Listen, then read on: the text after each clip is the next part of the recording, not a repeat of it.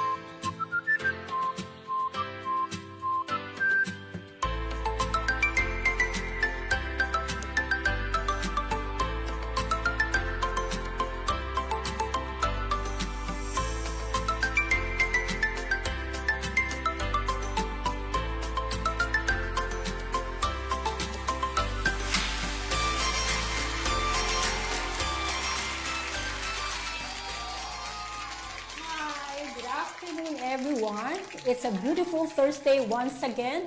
We have another empowered woman gracing our show today. She's an inspiring leader and educator with an unshakable positive spirit and resolve. Her story is a beacon of hope and perseverance in the face of adversity. Talagang kahanga-haba nga po siya. Mga ka-flashers, let's all welcome the founder of Fashion Institute of Design and Arts, Miss Christine Dumatol Munda. Christine, welcome to our show. Thank you, Arleen. Good afternoon to everyone. It's good to be here in your show. Yeah. Anyway, let's start. Can you tell me about your background and influences? Paano ka napunta sa fashion design and arts? Okay. So right after college, I worked for a while in a travel agency. And then ever since nung high school pa, college, I've been interested in clothes, in fashion.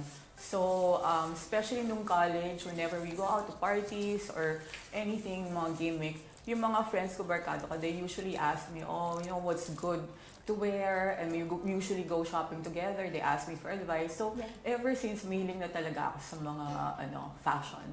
And then also, influenced by my mother, kasi nung time na yun, she also had a business. She had like a tailoring naman. They make uniforms and clothes for men. So, you know, mostly that. And the mga fashion shows and magazines, I was always interested. Oh, from a very young age, exposed ka na rin talaga sa mother mo. Oo, yes. Because that was her business. Yeah, that was her business. Yeah. And then, I gathered na nagturo ka. And can you tell me about your teaching stints? Yeah, the first school where I taught at was the College of St. Benil, dun sa School of Design and Arts. Yeah. And then after that, I also taught in a Canadian-based school. It's called the Sault College Montreal. It's based in Montreal. And then also, I became one of the faculties in UP under the College of Home Economics. And then after that, I was hired by the School of Fashion and the Arts, or SOFA. I became their academic director. Tapos, after my stint there, I decided to build my own school, which is what we call FIDA, or the Fashion Institute of Design and Arts. Oh. We started 2009 for that. Okay, let's talk about FIDA. Okay, what inspired you to put up FIDA? Okay, that time when I was with SOFA, we had a lot of students who came in. SOFA is the School of Fashion and the Arts. Yeah. We had a lot of students coming in from the Visayas and Mindanao. Yeah. So I was saying, they were there because there's no schools in their area that deals with the fashion. So And my husband's family is from Davao. And that time, we decided actually to move to Davao kasi he got sick and we wanted to like have a slower pace of life.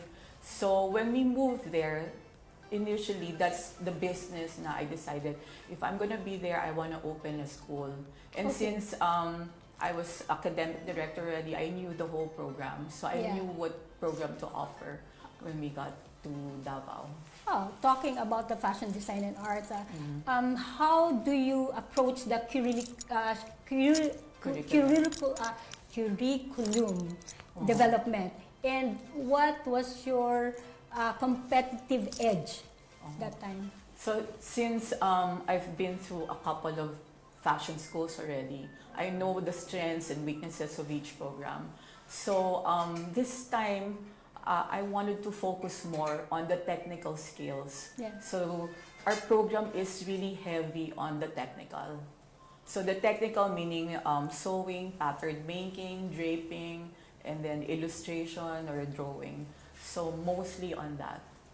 Um, what kind of community culture that you aim to foster within the community?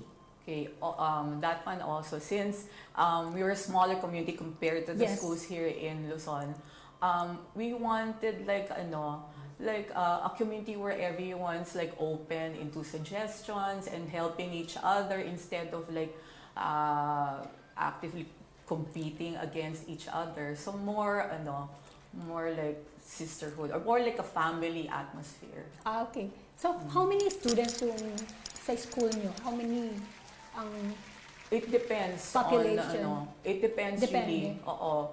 Kasi before we opened Davao in 2009, we started only like with 10 students. Hanggang dumami ng Oo. dumami. And then 2 years after that, we opened naman Cebu.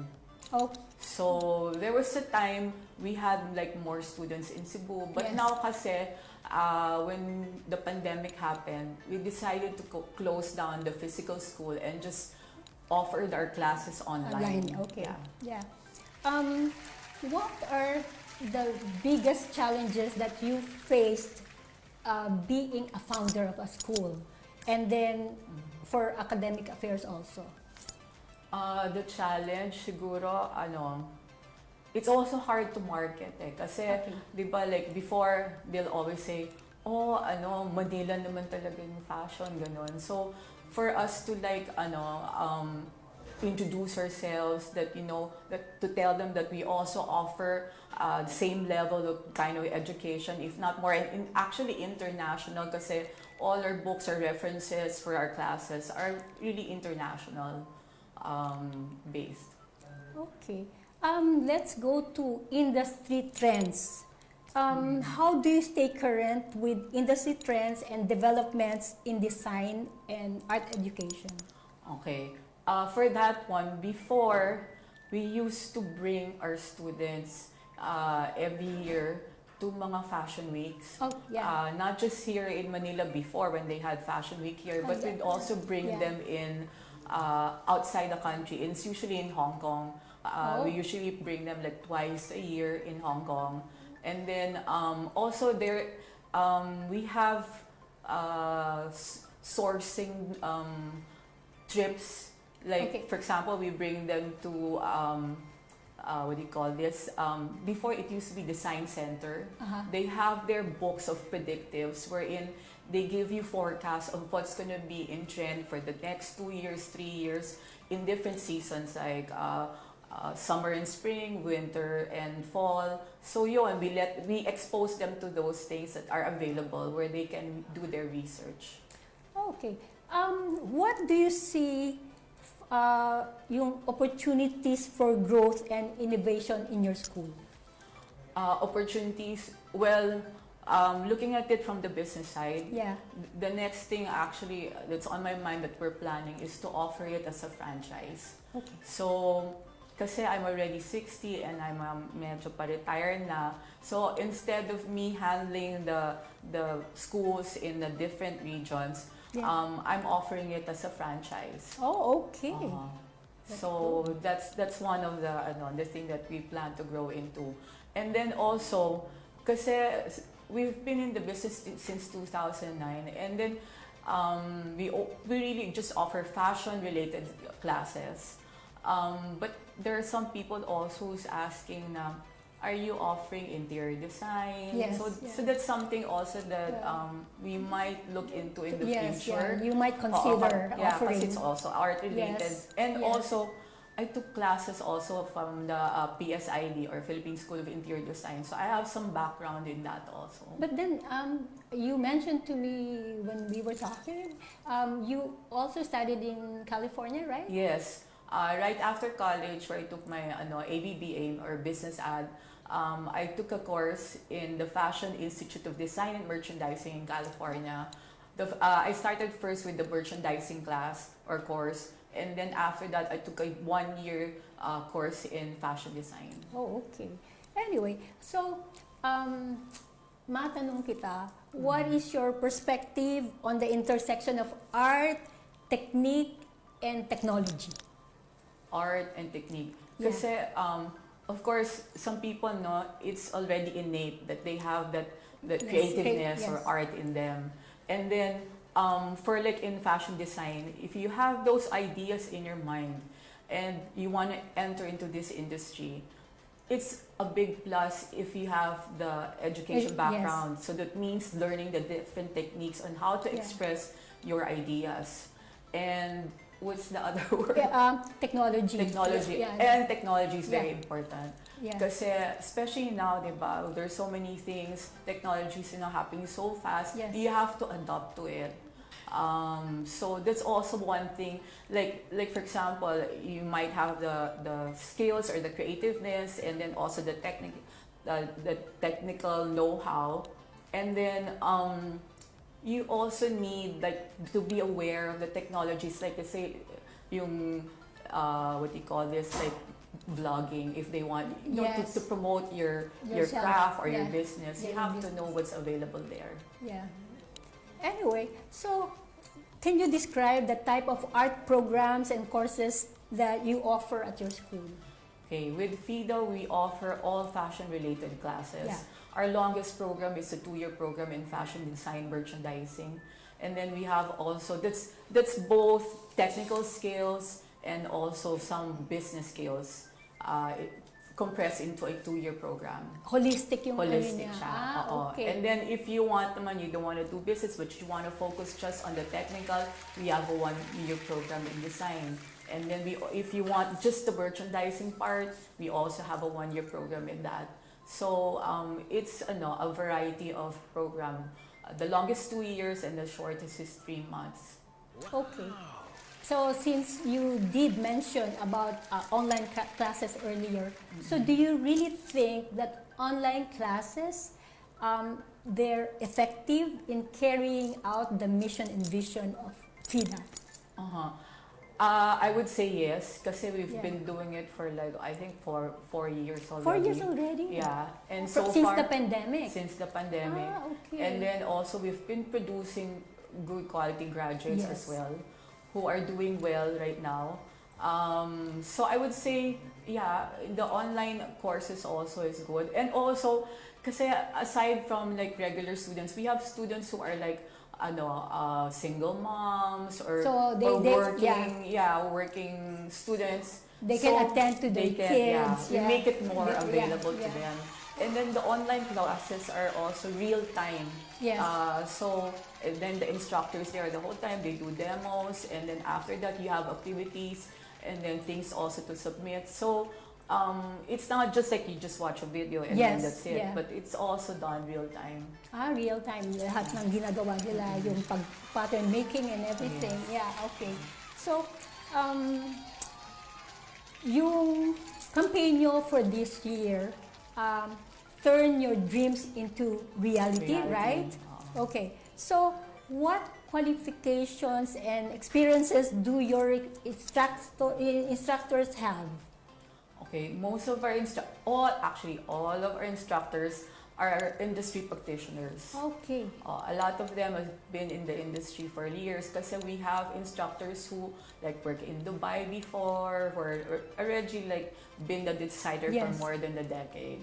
And then so they're the ones who are mentoring our students, and they are, I mean, we're lucky that they're very generous in lending their knowledge and skills. Yeah.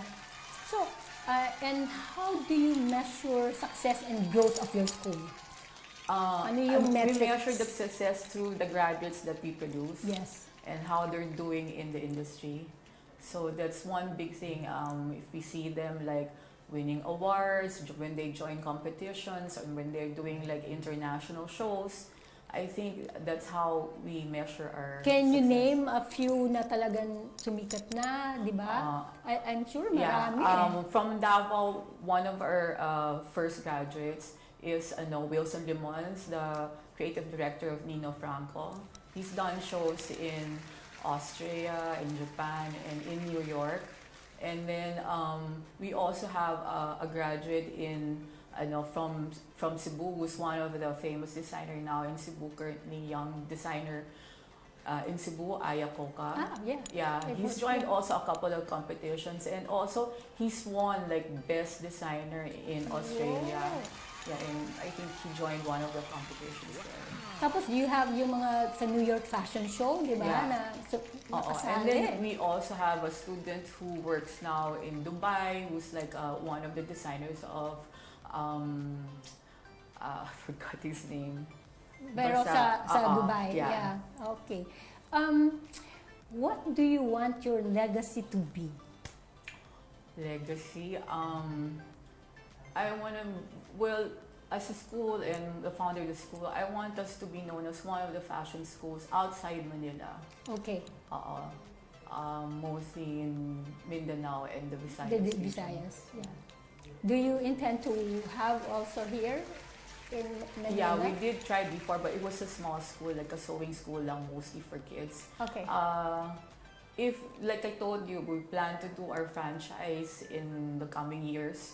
If someone franchises from Manila, why not? We're open Yes. to that, yeah.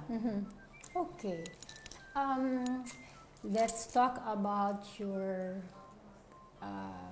cancer, your Yes. illness. I mean, not for anything, but walk me through the process of your diagnosis. Ano na-feel mo? Bakit ka nagpatingin sa doktor? Okay. Okay, initially, I found like there was like, parang on my, breast, there was like a, Lump? it wasn't a lump eh. It was like parang pasa siya. Okay. And then, so I didn't know. It wasn't dark. It was like yellowish lang. So I didn't know what it was. So I asked my doctor and she said, you should get a mammogram Yeah. and a sonogram, which I haven't had for more than 10 years. So finally, when I went there, they said they found something, and initially when they did the biopsy, true enough, it was cancer. And then that was diagnosed last year around April, May. Yeah. And then I had my surgery July 11 to be exact. So I had like a double mastectomy, so both breasts na. Decided to have it taken out because I was scared it might transfer and stuff. Yeah. So yeah, I had my surgery last July. That was just last year. How did you cope with the initial shock of the diagnosis? Di ba fourth stage? Sabi Yeah, mo. it was stage 4 Four, when they yeah. staged it na. I was really shocked and, parang in a daze na I didn't know what was, well, I knew what was happening but I didn't know what to look forward to. Because if you really know me, ako yung pinakaduwag. And I'm always scared of things, especially the hospital. So that time, I've never experienced an MRI, mga CT scan, Lahat, and biopsy. And this was all new to me, and each time talaga, I would ask for prayers. And then what I did was, really prayed a lot. Yeah. We went to almost all the churches, Yeah. Padre Pio, went to Panawag, and then to gather all this The strength. strength, yeah. Kasi super duwag talaga ako. I didn't know nga how I was able to survive all this. But I think it's really just through prayers to Yes, God and asking for help. definitely. And I would ask also my friends and family to pray for me. My husband most especially accompanied me. So when we did all that, I felt I was ready for Yeah. the surgery. Surgery, yeah. Yeah. Pero did you experience great fear, anxiety, depression? Yes, I experienced that. In fact, there was a time when I asked my doctor, am I gonna die? What's gonna happen? And then he told me, we all gonna die, but you can't tell. Only God can tell when you're gonna yes, die. Diba? definitely, So, yeah. at first, I went through all the emotions, crying and then being depressed for a while, but that was really just a short time. When I started praying, I was able to gather So strength. that's a strength, yeah. Yeah. So I think that really helped me. And then a lot of also affirmations na I heard from family and friends also.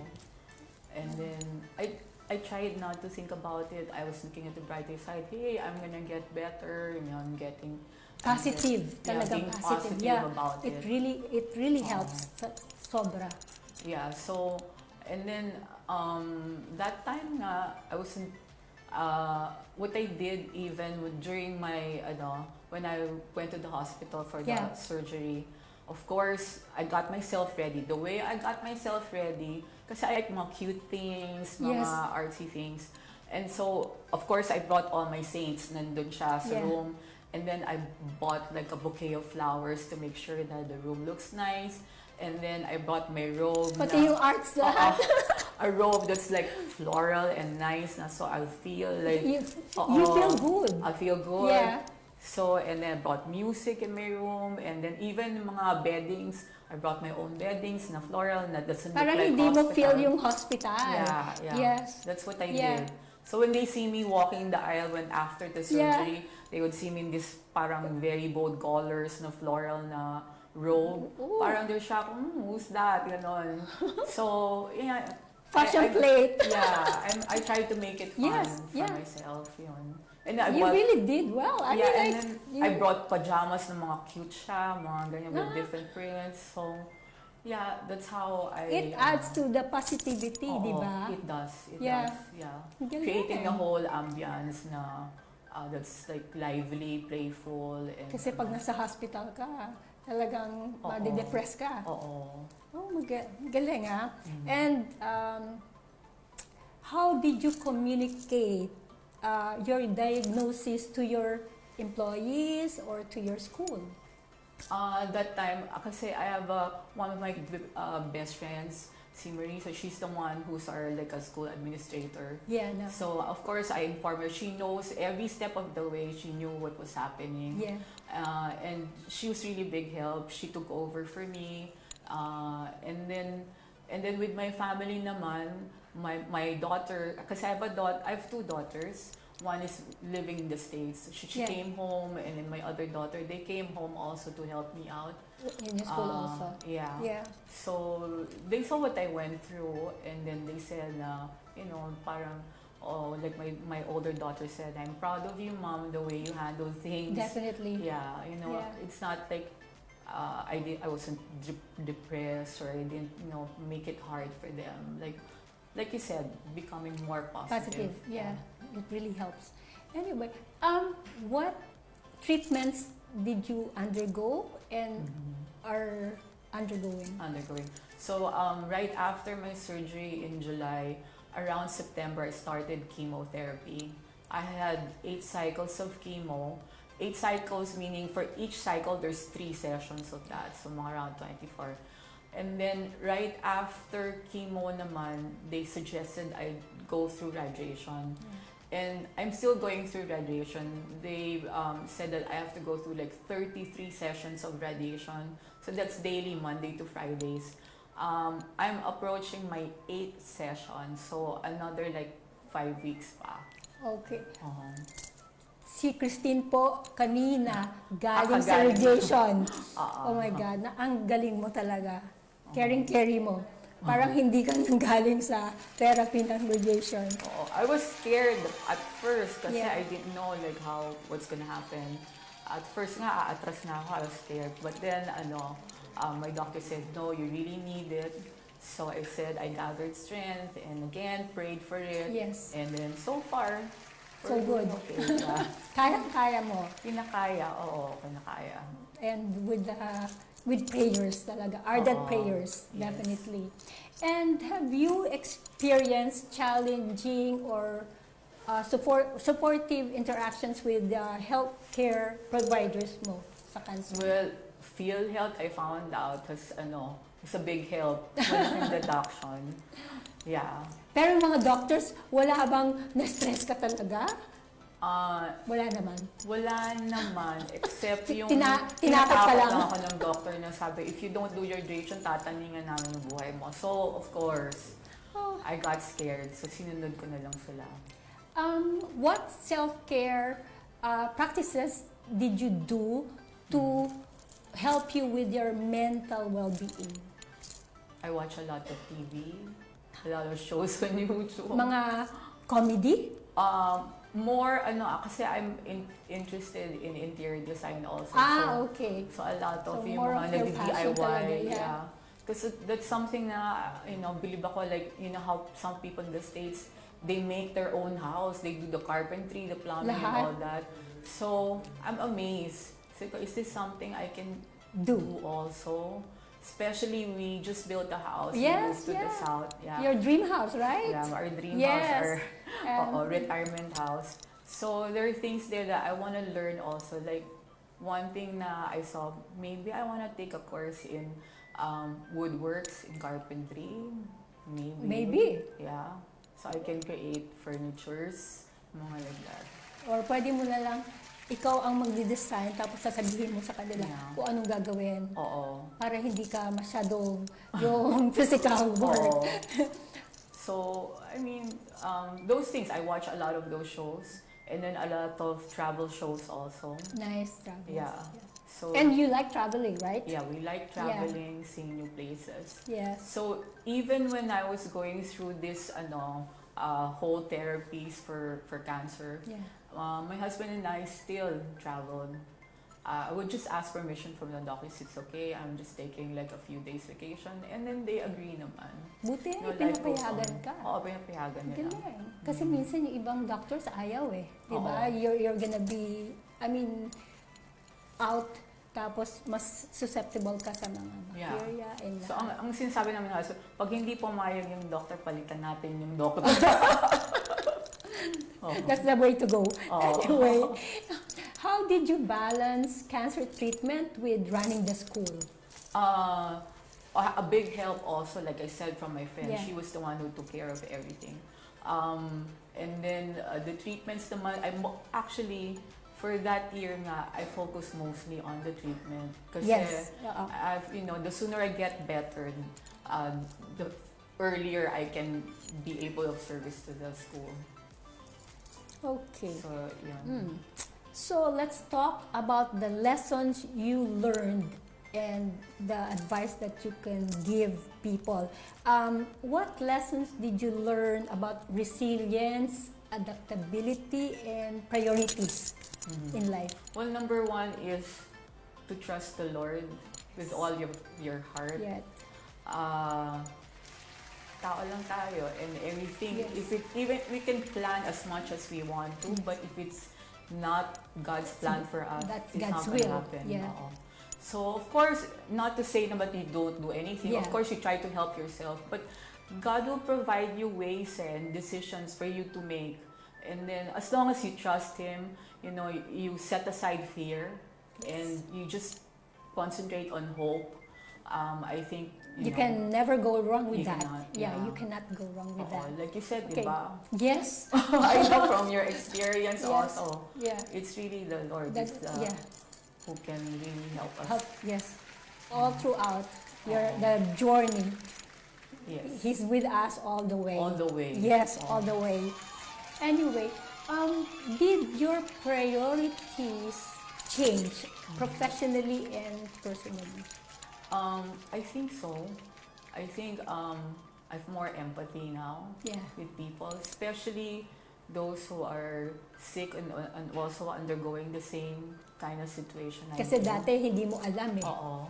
Yeah. So, yun, being more sensitive to people, I think that has changed me. Yung personal growth mo,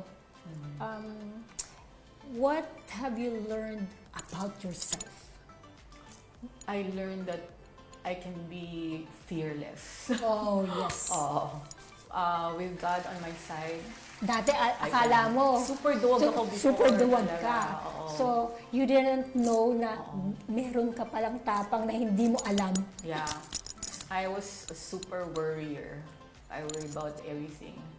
But now I'm more chill. I'm more relaxed. And I was just saying that God will take care of everything. God will really do. Anyway, so are there any unfinished goals or dreams that you want to pursue in your life pa? I'd like to travel more, see the world more. Yeah. Also, that time when I was doing the prayers before, sabi ko, I want to be able to be of service. I don't know whether to volunteer in church or some social activity. That's something also that I'd like to do. Cool. Yeah. Let's talk about your community involvement sa FIDA. Okay. Did you have partnerships or collaborations sa mga LGUs or communities? At Yes. ano yun? Yes, we did. Like with TESDA. Okay. So there was a time na we were training their instructors, sharing like new skills that were like new to them. Yeah. And then also mga community involvement where we will go to mga small barrios and teach them like mga sewing, and then we'll teach them how to do like mga ano yan? that's like tie-dye. GK Village. Yeah, that's like in somewhere in Cebu. So teach them sewing, basic skills, so that they'll be able to make like simple things na they can use for their livelihood. Okay. Yeah, this was with the Fashion Council of Cebu. We trained also some of their workers na they can employ later on in their shops. Okay. Pag may lumapit sa inyo, kunwari na magtatanong kung pwede niyong turuan ng libre yung community, will you do that?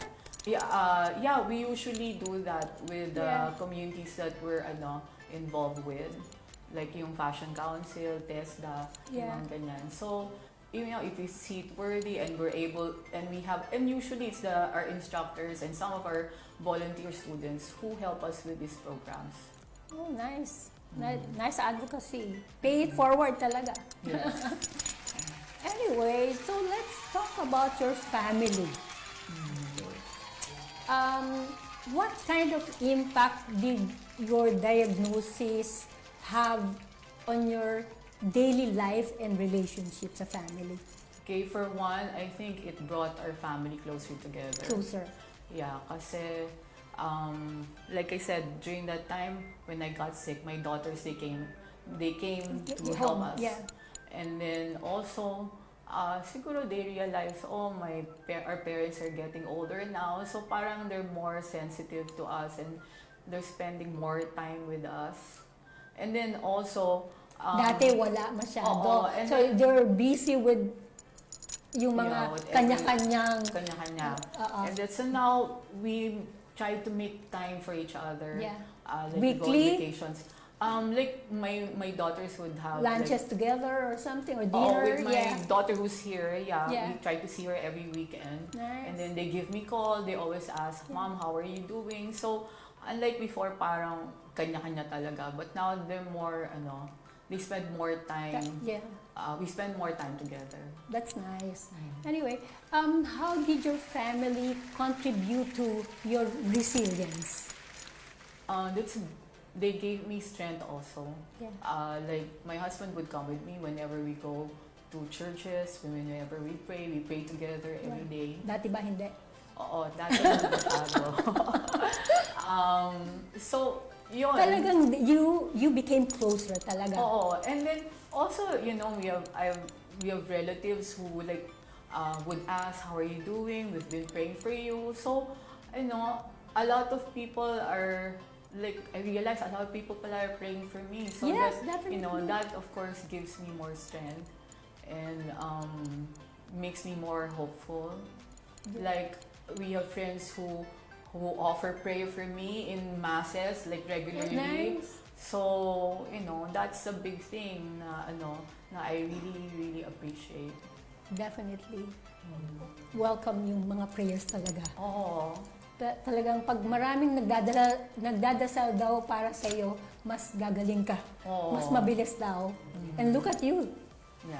So, If I didn't I'm very know grateful. you, if makita kita sa mall, iisipin ko, fashion yan yun sa'yo. Fashion statement, Fashion yung statement, hair ko. yung hair mo. Oo. Pero when I saw you by chance, di ba, sa At the Gloriette, mall, yeah. oh my God, Oo. hindi ko alam na bigla na nakalbo ka na Oo. or akala ko fashion statement Yeah. Not for anything. Yung positive aura mo, talaga grabe. Like, Nice. I was watching like YouTube, those people who are undergoing cancer when they lose their hair, they're crying, they're devastated. At that time, like, it wasn't a big deal to me. I didn't even cry about it. I went to the parlor to shave my hair. And then before that, I was kind of vain. I bought a wig. And then I even had my wig, cut. Nagpakat pa ako ng hair. Parang it was I like, saw that post of yours. so it was like normal Yeah. lang. Like, I didn't get depressed about it. Nice. I mean, And then also, most cancer patients, they would wear, di ba, mga turbans, headbands, bandana. o yung mga bandana to cover it, hats. You opted not to. Yeah, I did. I just wore myself bald like that. Yeah. And then some of the nurses na, they were teasing me, oy, confident, Yeah, ganon. confident talaga. Yeah, I said, it's hot eh. I'm not comfortable wearing ano eh. Yeah. I would only wear wigs when there are occasions like weddings, formals Yeah. na ano. But other than that, this is pretty much it. So, Ang akala ng iba, alopecia, di ba? oo, sabi ko Yeah. baka akala nila Yeah, alopecia, so, ganon. yeah. So, yun, I wasn't depressed about it. I just, I was bald, so okay, bald. Ganun lang, Maganda. Bagay sa'yo. Actually, maganda yung korte ng ulo mo. Pero yung iba kasi, iba-iba yung korte, di ba? Oo. Pero yun sa'yo, maganda. Promise. Sabi ko, sige, okay na yan. Yeah. And then, kasi with cancer, you don't only lose your hair up Yeah. here, pero your eyebrows, your eyelashes also. Yeah. So, you're gonna lose that. So, you have to find ways. So, Okay of course, lang, pwede naman. lilinian mo na yung eyebrows mo. Hindi nagtattoo. No, I Oh, no. don't do tattoo. I don't have the patience to do that. Okay. Let's talk about friends. Do you think your friends greatly contributed to your well-being and Yes. recovery? Yes, Yeah. a lot also. Like family also, they would always call and Yeah. ask how I'm doing, and then also we'll still go out. We Yeah. make time to go out and do our like regular lunches. High school and college High friends. school and college friends. That's oo. nice. So like you when we Yeah. met, di ba? Tapos Oo. lunch tayo, dinner. Oo, yeah. It's really great na I chance upon you sa mall. Oo. And then we took it from there. Yeah. Galing, So galing. that's a big Yeah. help also. Parang you feel as if you're not sick. Parang normal Yeah, pa rin. normal. I mean, Oo. just because you have cancer, hindi naman nawala yung mundo mo na ginagalawan, di ba? So, parang like, say, Yeah. life goes on, diba? Life goes on. You just have to move forward Yes. with positivity. Anyway, so Christine, what message do you hope na mata-take away ng mga tao doon sa storya mo? When, like for me, like when life happens and gives you all this trouble, don't be afraid. God is always there to help you. go through things. And hindi yun bibigay sa'yo kung hindi mo kaya. You know, binigay sa'yo because kaya mo at malalampasan mo yung mga struggles mo to. Di ba, ang ganda mo. Kinuha ko yun sa Facebook mo na walang pag-alam, ha? So, and what advice can you give to people having the same illness na nag-run din ng business? You need help. As much as possible, if you have a friend or family member can help you during that time, so you can focus on your treatments. So don't be afraid to ask help. Yeah. So find the right people Yes. to help you. The ones you can trust na pwede mong iwan muna for the time being. Yes. Yeah, and you have a friend Yeah. who's I was doing that lucky. right now. Yung sa Cebu, di ba? Si Marisa. Galing. Yeah, my So, BFF. tapos, balik tayo sa FIDA. Yung gayak, di ba? Yung gayak is a fashion show that you have as culminating activity. Yes. Culminating activity for all those who took the 2-year program and the 1-year program. So what they do there is they come up with a collection, and then we showcase this through a fashion show. Where do you hold yung mga So fashion far, shows? we've been in partnership with SM. Oh, okay. So before, in Davao, we used to have it in SM Lanang, and then in Cebu, SM City, and now we have it at SM Seaside every year. Do you also encourage your students to use the local materials like weaves ng mga katutubo? Yes, we do, especially in Mindanao because there's a lot of mga tribal fabrics there. Yeah. So indigenous fabrics. So we encourage them Dapat. and also in the Visayas. Yeah. So that's one of the advantage if you're in the Visayas and Mindanao region. Yun, ready. Saka ang dami doon. It's ready there and it's very accessible. Super accessible. But pagdating sa Manila, sobrang mahal. Grabe. Mga times 10. But really, I mean, with the Katutubo fairs, mga arty fair, designers holiday bazaar fair, talagang yung mga weaves, ang gaganda. So yun, especially the one that's popular now here, yung mga pagwandi. Kasi ba, Filipiniana outfits are very popular whenever you go to certain events. So a lot of those fabrics are available in the Mindanao and the Visayas region. So, tapos, sana po pag nakakita kayo ng mga weaves or mga fabrics na ganon at saka mga bags made of the indigenous people's weaves, dapat hindi kayo magreklamo na medyo mahal kasi sobrang tedious ang process noon, di ba? Yung mga artisans talaga spend hours and hours and months to finish one weave na one sheet of kasi they're mostly handmade. Sobrang tedious ang process. And then it's a dying tradition pag hindi natin binili or i-patronize yung mga yon. Kasi yung mga anak nila ayaw na raw magawa. Kasi parang feeling nila walang pera, wala masyadong bumibili. Pero there's hope. Yeah. And it's nice to have people like you na encourage na mga students also to use those materials. Anyway, meron akong tatanong sa'yo. Hindi, actually, let's play. Ito. Basahin mo. Ikumpleto mo yung sentence. I am Christine Domato Munda and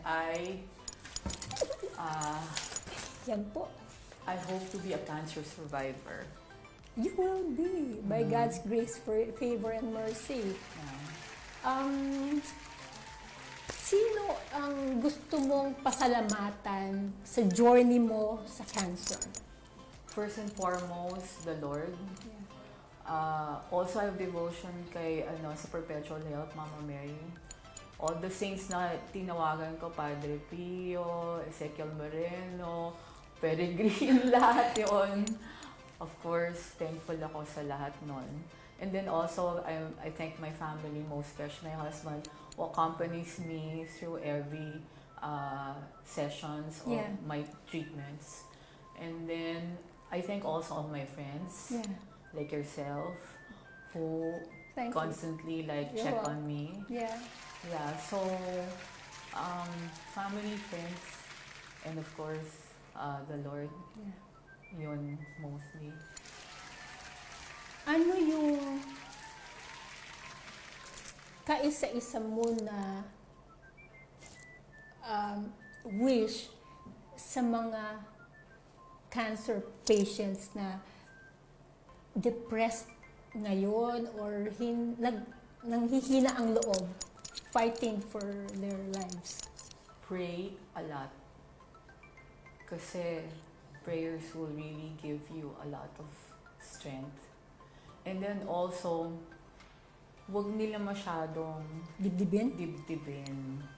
You know, life goes on. You're still alive, and then you should enjoy your life.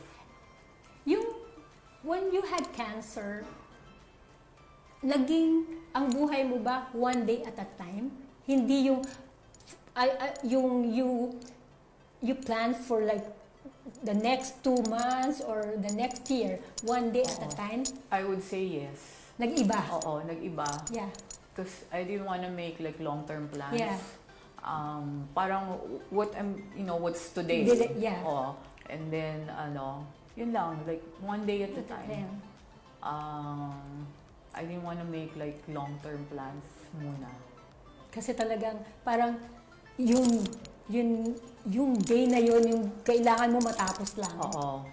So, each day, you thank God. Oh, thank you, Lord. Every gising is a blessing. Yun, diba? Every gising is a blessing. Yeah, every day. True. Yes, definitely. Once you wake up, thank you, Lord. Talaga. I mean, not everybody gets to wake up. Yes. Yeah. Kaya sabi ko nga, pagka meron nagtatanong sa akin, how are you? I'm good. I'm still on God's wake-up list. Oh, diba? Lagi. Oh. Anyway, so, one last words of wisdom na gusto mong sabihin bago magtapos ang show. Yun pa rin, trust in the Lord. He is the Almighty and He will take care of you no matter what. Yeah. He's the greatest healer too. Greatest healer, yes. Yeah. Okay. Thank you, Christine, for gracing our show. And then, I'm sure maraming natutunan sa iyo ang mga listeners and viewers. And may God bless you. Thank you so much. Give you for having strength and fighting your cancer. And I'm sure kaya mo yan. Oh, kakayanin. Kakayanin. Walang hindi kakayanin. Definitely, just be positive. Tapos nagkataon pa ho kami, naka-orange pareho kami. So, Women's Month, Happy Women's Month. Okay. Happy Women's Month to everyone. And this one, yung painting sa likod ko. This, thank you, Maestro Ismael S. Bear, for the painting. Advance gift niya sa birthday ko yan sa May. Pero pinadala niya. So, ang ganda talaga. Beautiful. I love it talaga. Thank you, Maestro. And then, I wanna say hi to the people of Zambales, Kudal, and sila Dana and Toto, Aidan, and hi din kay Joanna Bago. Do you want to greet someone? Hi to the people from FIDA. Hello. Or your kids? All my kids, yes. My daughter Gabby and Melissa. And your doctors? And my doctors, Hello. Please take care of me. Yes, please take care of Christine. Aw. Anyway, so yung orange talaga, actually orange is the Women's Month color. Color? Yes, Oh, okay. orange meaning free from violence against women and girls. Orange, hindi ko, kanina ko lang nalaman. I didn't know that either. Okay. So anyway, let us be thankful for all the blessings that we often overlook and for the strength that lies within us. May we continue to inspire and uplift each other, and may our stories be a testament to the power of resilience and determination. Thank you for joining us today. May God bless you, and may His love and guidance be your constant companion in the days ahead. Thank you, mga ka-flashers, for being with us today. And you take care. And God bless you all. Sana lahat maging healthy tayo. And you take care of your health and eat healthy also. Happy Women's Month. Bye.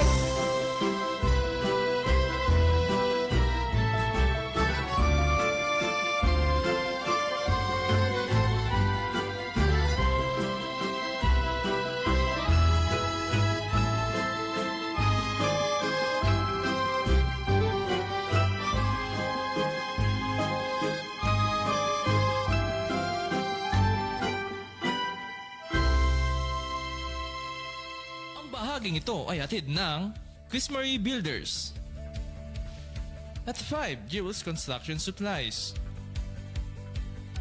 Magkuleta sa inyo magseserbisyo, malalagot ang mga mapangabuso. Magkuleta sa Senado. Di papatigil sa mali si Magkuleta, ipaglalaban ng kapakanan masa. Huwag kang matakot, Magkuleta ang pag-asa. Hey, Magkuleta! Di papatigil sa mali si Magkuleta, ipaglalaban ng kapakanan ng masa. Huwag kang matakot, Magkuleta ang pag-asa. Hey, Magkuleta! Be strong, be bright with crystal sea by your side. Fight off all the troubles, let the love inside. Effective, powerful, safe and true. Every day, every night, it's a blessing for you. Boost your immune, let your brain power soar. With every dose, you'll be ready for more. Prevention is always better and cheaper than cure. Crystal C Alkaline na yan. Subok na. Exclusively distributed by Lightsource Marketing Corporation and its independent distributors nationwide. As an employer, we understand that your employees are your most valuable asset, and their health and well-being are top priorities for your company.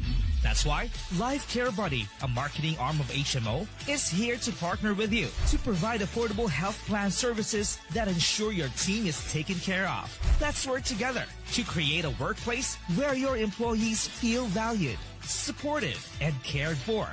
Contact us now